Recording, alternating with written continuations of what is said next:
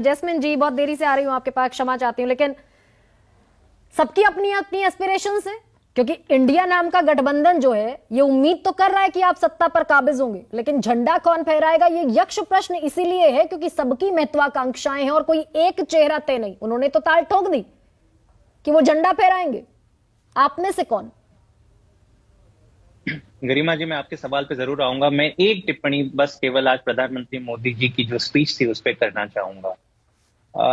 आप हम सबको याद होगा गरिमा जी कि 2014 में जब प्रधानमंत्री जी जीते थे और पहली अपने जो भाषण दिए थे तो कहते कि मुझे 5 साल दे दीजिए, अच्छे दिन आ जाएंगे, और सबसे बड़ा स्वच्छ भारत मिशन लॉन्च करके कहा था कि 2019 तक भारत स्वच्छ हो जाएगा। आज 2023 है, कोई आंकड़ा अगर बताए तो हम मतलब कोई भी पूछे तो हम बता सकते हैं कि 50% भी प्रोग्रेस नहीं है स्वच्छ भारत मिशन की।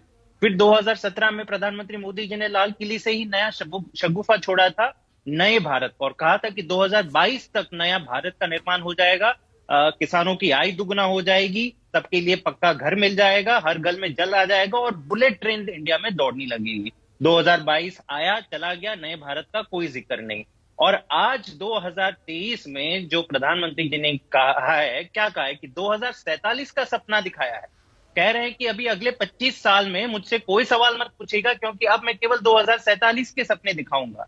मतलब जो महारत मोदी जी ने गोल पोस्ट शिफ्ट करने में हासिल कर दी है, मुझे लगता है कि उससे तेजी से तो लियोनेल मेसी भी अपने गोल नहीं डाल पाते होंगे जितनी जल्दी ये अपने गोल पोस्ट शिफ्ट करते हैं।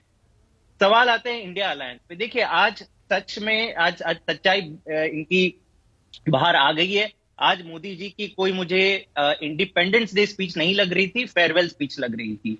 जितनी मेरे ख्याल से जो डर उनके आंखों में था कि बस अब कोई भी शगुफा नहीं छोड़ा जा सकता, 1000 साल का सपना दिखाएंगे, 25 साल का दिखाएंगे। और मेरे ख्याल से देखिए, इसमें कौन जीता है वो सेकेंडरी है। इतना साफ है कि एनडीए के पास आज देश को बताने के लिए और कुछ भी गिराने के लिए कुछ नहीं रहा है।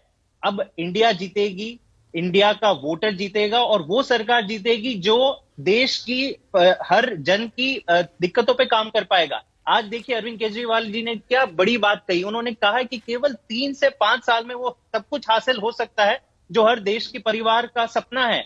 मेरे बच्चों के लिए अच्छी शिक्षा मिले, हमारे घर के लोगों के लिए एक अच्छा स्वास्थ्य मिले, free and quality health care and education, 24 घंटे बिजली आज भी देश में क्यों नहीं मिल रही है। 4 लाख मेगावाट हमारी प्रोडक्शन कैपेसिटी है, देश की जो पीक डिमांड है वो केवल 2 लाख मेगावाट है। फिर भी आज देख रहे हैं कैसे 8-8 घंटे के पावर कट लग रहे हैं।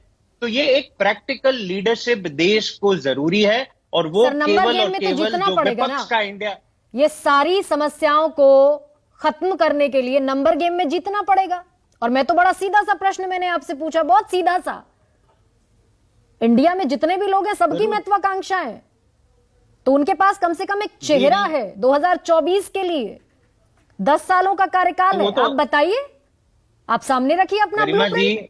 गरिमा जी जरूर ब्लूप्रिंट सामने रखेंगे। अब जो अगली मीटिंग इंडिया अलायंस की होने जाने वाली है बंबई में, तो इन सारी तमाम चीजों पे कि क्या एजेंडा रहेगा, क्या ऑल्टरनेट विजन रहेगा। क्योंकि देखिए, अब देश जान चुका है कि केवल चेहरा होने से क्या मिला, कुछ नहीं मिला। बस एक शिफ्टिंग गोल पोस्ट मिले। 2015 में 2019 का सपना मिला, 2019 में 2022 का मिला और 2023 में तो 2047 का मिल गया।